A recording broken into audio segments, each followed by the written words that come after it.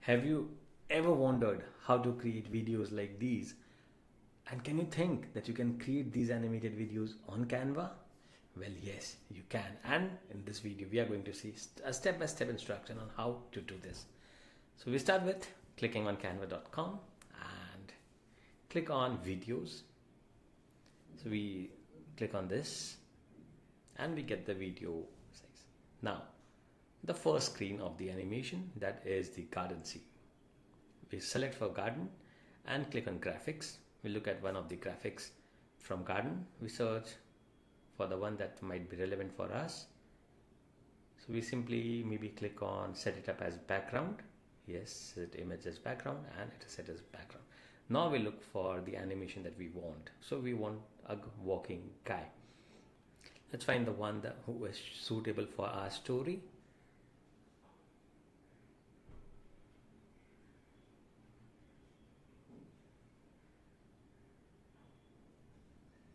Let us use K.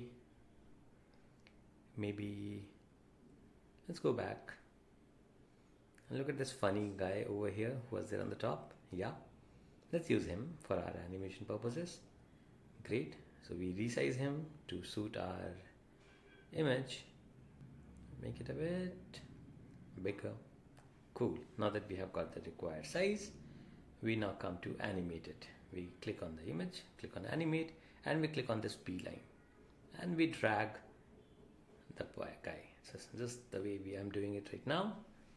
So I drag him to the end and it's done. So do you see this? That's the first screen, or that's the first setup. We can change the movement styles to original, smooth, or steady. So we keep it steady, and we can also change, reduce or increase the speed depending on how we want it to be. And then we have an option to select on add-on effects, which if you want to have, good. If not, then that's fine. So we won't add any add-on effect for now.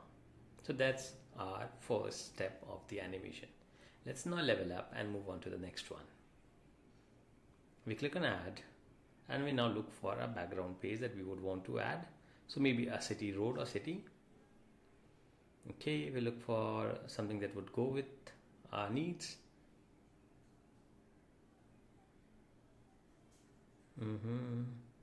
Not any of these.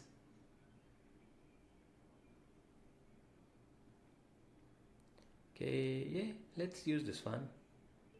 Let's look for something else if we can find something better. If not, we'll use this one. Okay, let's keep using this one. We do not have an option to set it up as a background. So what we do is we'll make it look like a background. So we'll increase the size and keep it here. Okay, let's reduce the size of the canvas, and here we have it. So I would increase the size of it. Why? You will know it in a while.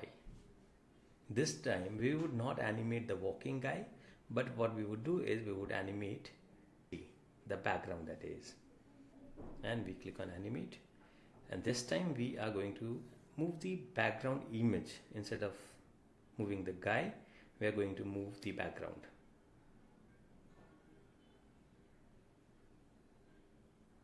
So do you see this? Okay, and here it is. So that's the second step of the animation. We can change the speed again the way we want it to be, and done. Now the next step, we look for a city road, and let's say we use this one. Okay, again we keep it a bit larger, so that way it would look like the city is moving. So he is passing across different areas of the city. Let's use this one, animate.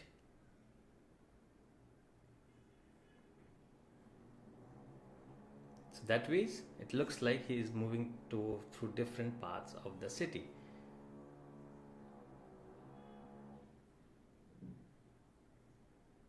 Do you get this? Excellent. Now the next part. So we set up the speed and how we want the movement style to be, and so on, and then we are done. So that's that. Let's play it once to see how we have done till now. So that's moving across the garden, then city, and then the next city. Now coming to the road and a car. Let's bring a car in the scene this time. We select the road, a city road. Okay, we keep it the same size. Cool. Now we look for a car that we can add here in the graphics. We look for a car that would look good here. So maybe this one. Let's look for something more fun. If not, we'll use the first one that we just saw. Okay, no, I think we should use the first one that we saw. So that's the car that looks like a moving car. We flip it to move, make it move in the direction that we want it to move. Make it the size that we want it to be. And here we are. Animate, we click on create an animation and we move the car and stop it wherever we want it to stop. Done.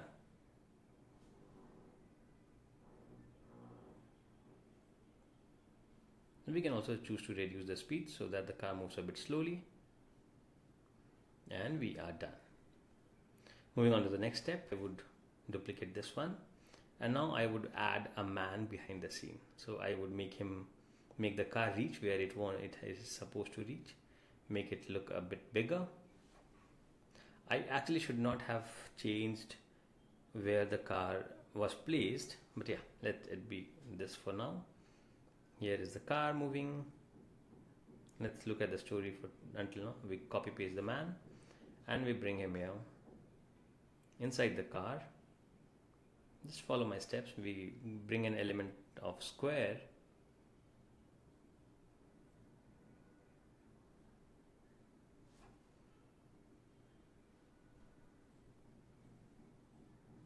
We are adding this square just to put this guy behind the car, else we would have not been able to do that. We make it white and we make it transparent so that the square is not visible at all. Okay, and now we group this both of them and we put them behind the car. We group them, make it smaller and place it behind the car. Now in the layers, I go and put this guy behind the car. I do a right click, search for layers, show layers, and I put him behind the car. Awesome. That's the next step done. I do a copy paste again, duplicate it, and this time I bring back the guy on the top, make him bigger as if he's coming out of the car now and walking.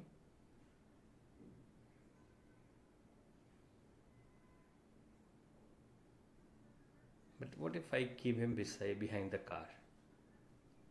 The problem is that the animation won't work if he is not the main and in the front. Because if we do that and animate, it would automatically also add the car moving. So this will also make the car move. So if you see, the car is also moving with him, which makes a lot of sense because he got down from the car. So let's say, or maybe if it was a taxi, that works. Yeah. It depends on what your story is. So let's bring him in the front. No, we'll first bring him in the front. We remove the animation and we bring him in the front.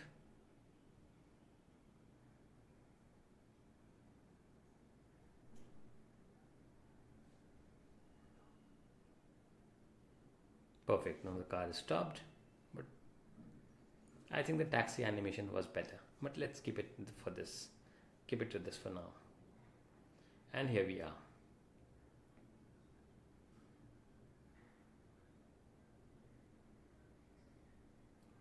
Let's play the entire scene now. The car is moving. Now it gets zoomed in. It actually looks like, right? And here he comes out from the car. Let's have a look at it once again. So we trim or remove the parts that are not needed now. We delete the parts that are not needed to make it look consistent across. And what we'll also do is we'll add some animations. So we are splitting some of the parts and removing the parts that are not needed. And we add some animations. So match and move is the best animation to add in this scenario. Now let's play and see. I'm removing some of the not needed parts again, and I'll add some more animations over here. I'll increase the duration to the maximum so that it's a bit slow and consistent. So do you see this now? The car moves, stops, but it goes back. So there's some part that needs to be removed still. But yeah, you get the idea. We split some part of it, remove it, and play it again. Cool. Closer to what we want. So we keep trimming down and making it look perfect. Keep adding the animations. Now once you are happy with where you want it to reach and you're good with the animation, you can now, so I'm trying to make it look perfect, but yeah.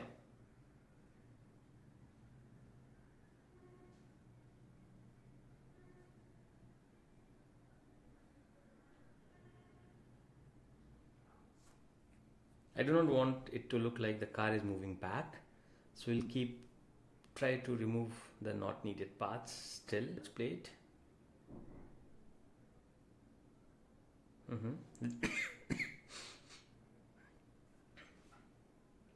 Very close to where we want to reach. I think the reverse part needs to be trimmed a little yet still. Let's play it.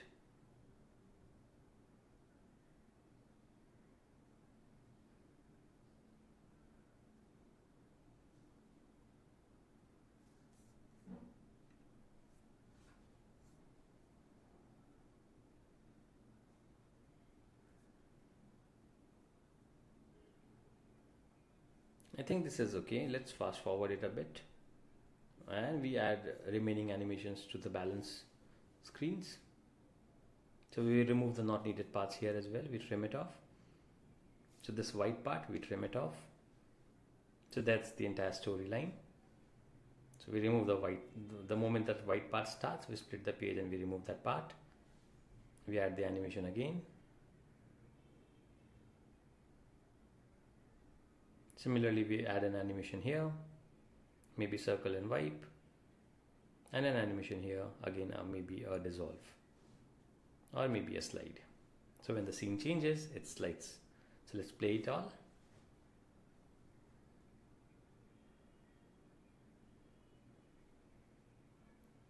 Perfect. So that's how you can create some amazing animations, the speed increased and that's why it looks like that. Awesome. So you get the idea of how you can create some wonderful animations using Canva. So should you have any further questions on this, feel free to ask me in the comments or in the Q&A section, and I would love to help you. Until then, have a great and a wonderful day. Bye-bye.